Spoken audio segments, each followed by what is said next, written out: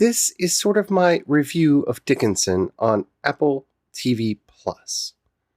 And this is a show that to me is worth at least doing the free trial, if not paying for the series, for the service. I didn't have to pay for the service. We got a new Apple TV 4K for Christmas to go with our 4K TV that we got for Christmas. So we got a year free of Apple TV Plus. And this show is too good. This show is worth the series, the service. And it better get all the seasons. And we're going to talk about it on today's Project Shadow. Can you hear me? I have something to say.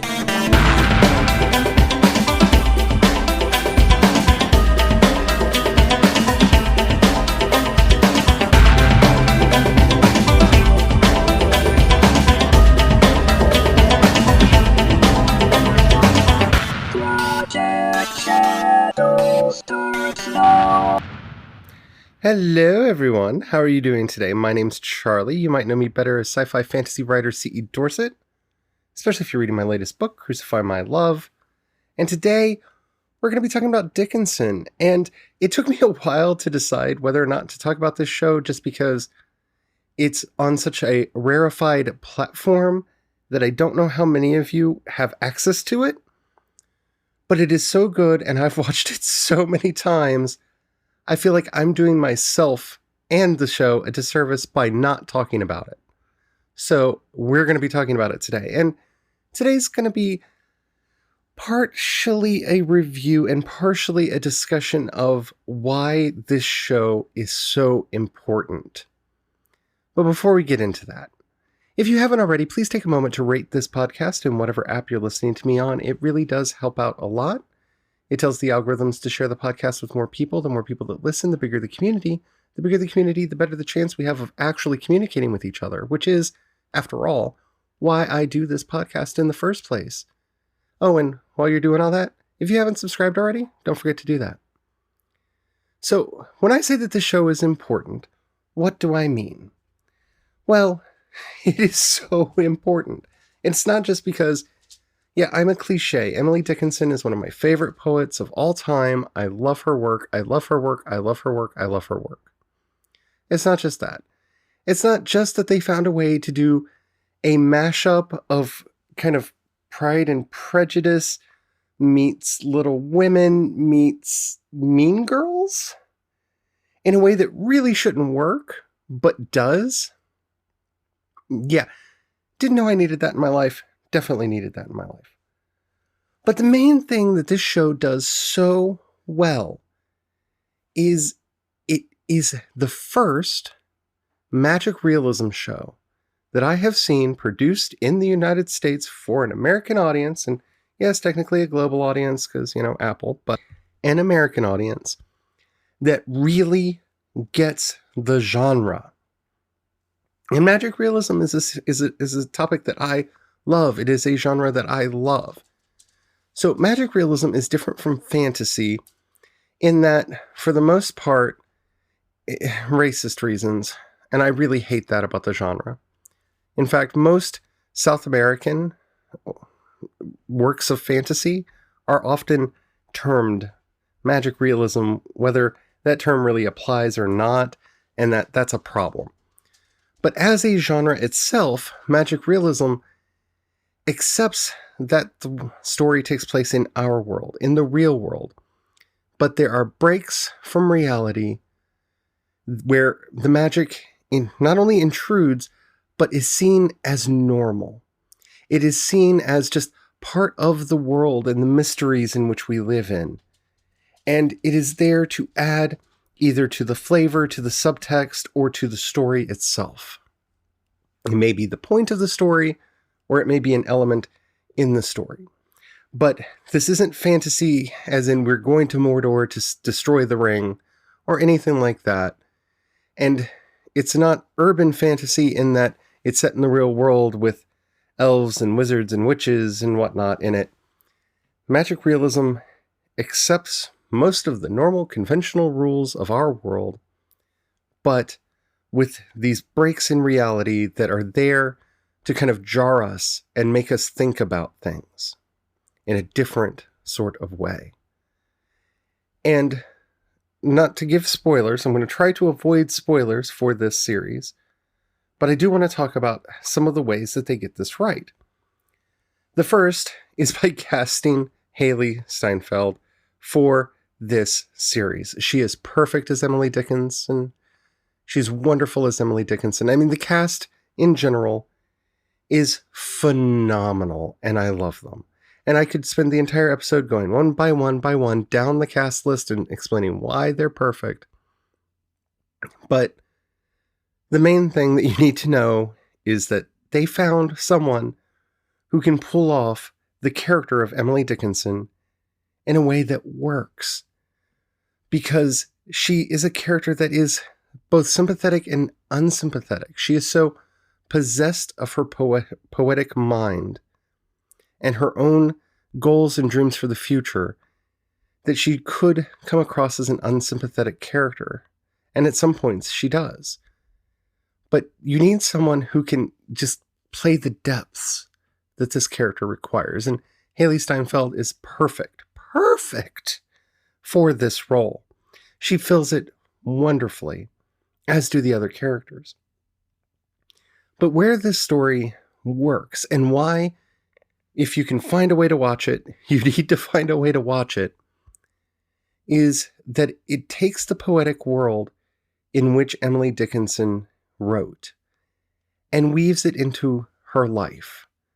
So not only are you getting this kind of period drama, which does have a lot of the period drama story elements that you expect, which is why I made the kind of Jane Austen references, because it has those moments. But it finds a way to mix that with that kind of Mean Girls sensibility that makes it feel fresh and of today, even though it's of then. And that works really well. And honestly, when you're watching a period piece, they can figure out how to fit Lizzo into the soundtrack and Billie Eilish into the soundtrack and it not feel out of place, that you know they did something right. But one of the most powerful things that they did in this series is each episode is loosely inspired by one of the poems of Emily Dickinson. And so while they are drawing broadly from the events of her life, they're also spending a lot of time kind of giving insight into how various poems either came about or what they mean. Not in a way that you would expect from a series like this, and like, this is what this poem meant to Emily when she wrote it. It's taking the meaning and the depth within the poems themselves and bringing that to life through the characters of Emily and the people that were in her life. And that is a brilliant and beautiful thing to watch.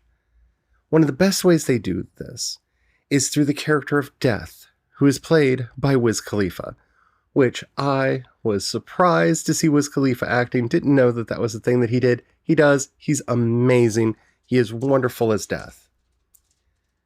But adding that in, and if you're familiar with any of Emily Dickinson's poems, you know that she was obsessed with death, that she talks about death as a friend, as somebody who she would go on long carriage rides with, someone who she had an intimate relationship with.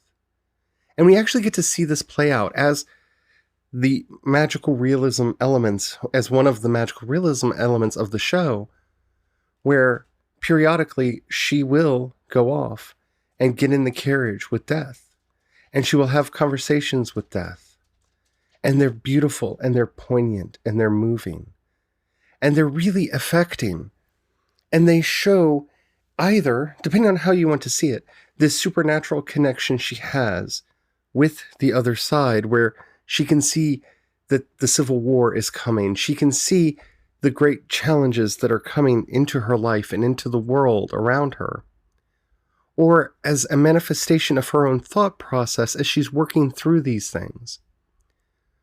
But because it's just so simply, she turns around and there's Death and his carriage, and she just gets inside It's taken for granted, as it should be in good magical realism.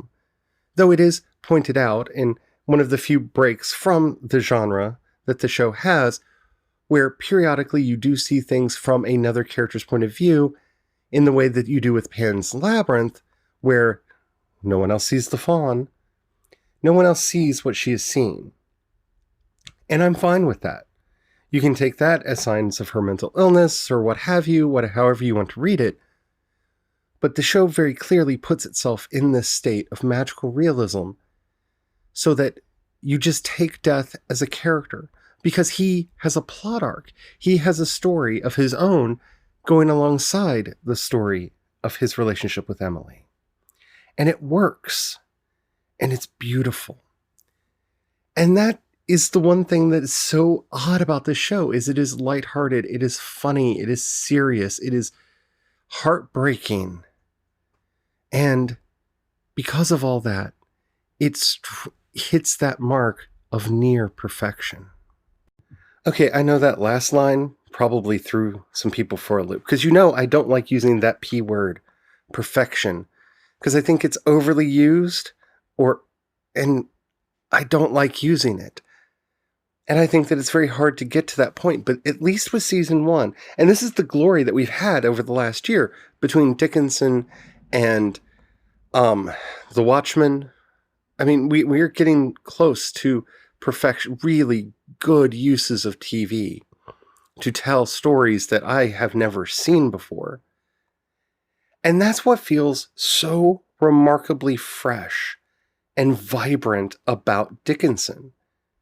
Now, normally this is where I would go into spoilers, but that's why I didn't call this a review. This is more of a pleading, a begging. Please find a way to watch this show. From the way that it embeds music into the story, the way the characters are written and acted, to the way the real problems that existed in the 1800s when this show takes place are portrayed. There is a vibrance and a life that most period pieces don't get because they take themselves too seriously. And that is what the magic realism brings to this series. Because she runs off and talks to Death, because she has conversations with butterflies and bumblebees, and sometimes even with the dead.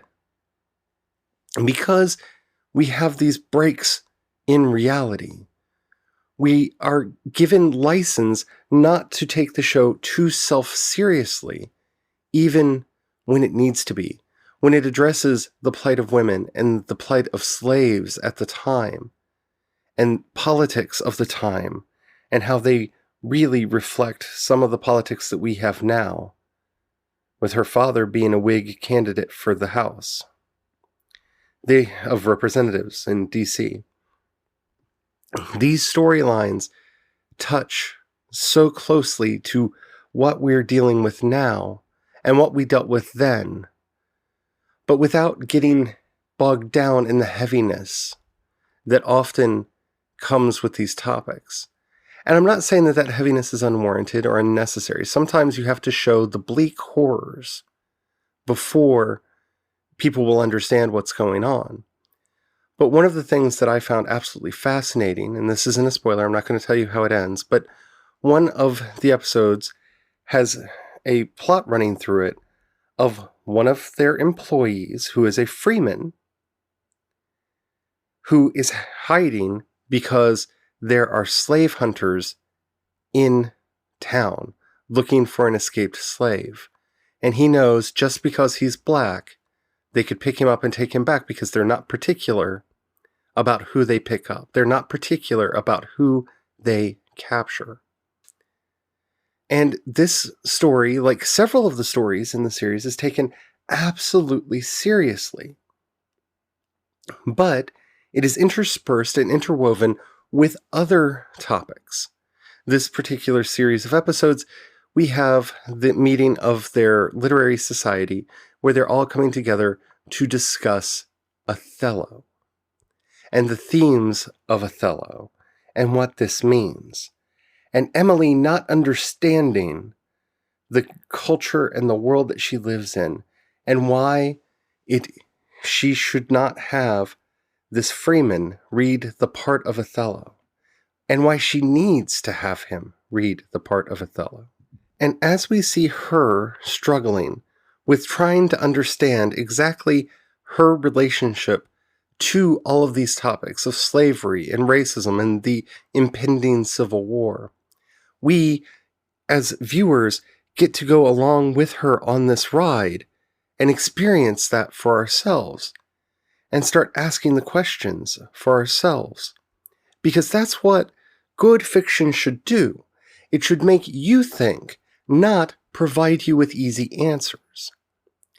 And as we see her struggling with the role that she's been placed in as a woman in the 1800s, and we see this evolve throughout the series where she very glibly at one point says, "I feel like a slave because I'm a woman," to actually start understanding the plight not only of the slaves in the country, but of the freemen who live in terror of being taken back to that life of slavery just because they're black. And we see her evolution as she comes to terms with the world that she lives in, the horrors and the beauty. Because usually when we get a show that deals with these time periods, it picks one. It either just goes into the beauty of the world and ignores all of that, that horrible racism and sexism and all of that existed back then so that we can have our nice things, or it fixates so heavily on those that it can't see anything good about the past. And that's the thing. You can't throw out everything. The past is checkered. The past is spotted. The past is full of good and bad and ugly and beautiful. And learning to find a path through, learning to recontextualize our own past through our modern sensibilities of what it would mean to be LGBT back then and what it means to be LGBTQ now. What does it mean to be a woman then? And what does it mean to be a woman now? What does it mean to be black then and to be black now? And how has our experience of racism in this country changed? Or has it?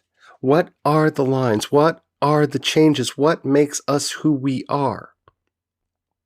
All of these things are explored in this beautiful series that remains lighthearted even with its heaviness. And that is such a hard tightrope to walk. And one of the reasons I find this show so beautiful and powerful and moving.